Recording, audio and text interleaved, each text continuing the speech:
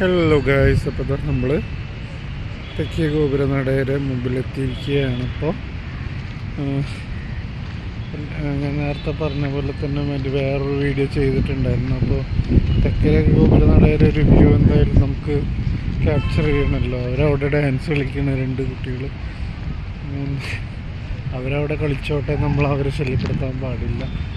അപ്പോൾ ഇതാ നമ്മുടെ വ്യൂ എന്ന് പറയുന്നത്.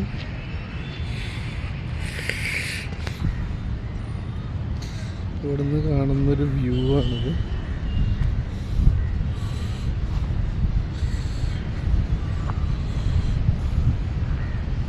തെക്കേ ഗോപുരനടയുടെ ഒരു വ്യൂ.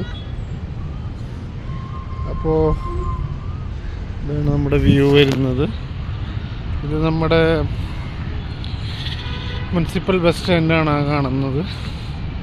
അപ്പോൾ ഞാൻ ശരിക്കും ഇന്നലെയാണ് ഇവിടെ നാട്ടിലെത്തിയത്. അപ്പം ഞാനിങ്ങനെ ഒട്ടും പ്രതീക്ഷിച്ചിരുന്നില്ല തൃശ്ശൂർ വരുമെന്നോ അല്ലെങ്കിൽ ഇതുപോലെയൊക്കെ വീഡിയോ എടുക്കാൻ പറ്റുമെന്നൊക്കെ. പക്ഷെ എന്തായാലും ദൈവം സഹായിച്ച് തൃശ്ശൂർ വരാൻ പറ്റി. 1 മണിയായി. ഒരിക്കൽ കൂടി തെക്കേ ഗോപുരനട.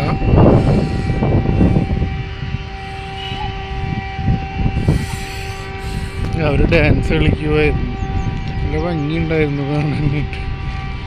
അപ്പോൾ ഇതാണ് നമ്മുടെ തൃശ്ശൂർ പൂരത്തിൻ്റെ സമയത്ത് പാർമേക്കാവിൻ്റെ ഗജവീരന്മാർ തെക്കോട്ടിറക്കത്തിന് പോകുന്ന ഒരു സ്പോട്ടാണിത്. അതായത് ഇവിടുന്ന് ഗോപുരനട കടന്ന് ഇങ്ങനെ പുറത്തേക്ക് വന്ന് നേരെ നമ്മൾ ഇതിൽ കൂടെ അങ്ങോട്ട് ഇറങ്ങിയിട്ട് നേരെ അങ്ങനെ പോവും.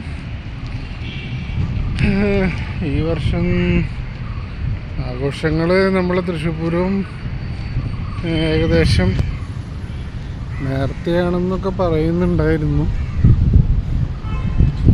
പക്ഷേ എന്തായാലും ഈ ഒരു ദിവസം, ക്രിസ്മസ് ദിവസം ഇവിടെ വരാൻ പറ്റിയത് ഏറ്റവും വലിയ ഭാഗ്യമായിട്ട് ഞാൻ കണക്കാക്കുകയാണ്. അത് ഉടനെ തന്നെ തിരിച്ചു പോകണം. കാരണം വണ്ടികൾ കുറവാണ്, ബസ്സുകൾ സ്വതവേ കുറവാണ്. അപ്പം ക്രിസ്മസ് ആണെന്ന് എല്ലാവർക്കും അറിയാമല്ലോ. അത് ഒരിക്കൽ കൂടി നമ്മുടെ ഗോപുരത്തിൻ്റെ വ്യൂ.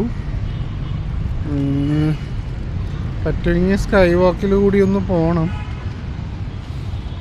സ്കൈ വാക്കിൽ നമ്മൾ മുമ്പ് പോയിരുന്നു. പറ്റുവാണെന്നുണ്ടെങ്കിൽ അവിടെയും ഒന്ന് വീഡിയോസ് എടുക്കണം. എന്തായാലും അവിടെ പോയിട്ട് നോക്കാം. എന്തായാലും ഇതൊരു ചെറിയൊരു ബ്ലോഗായിരുന്നു. ഇത് ഇത്രയ്ക്കുള്ളൂ ഗൈസ്. അപ്പോൾ ഓക്കെ, പുതിയൊരു ബ്ലോഗിൽ കാണുമ്പോഴേക്കും ബൈ.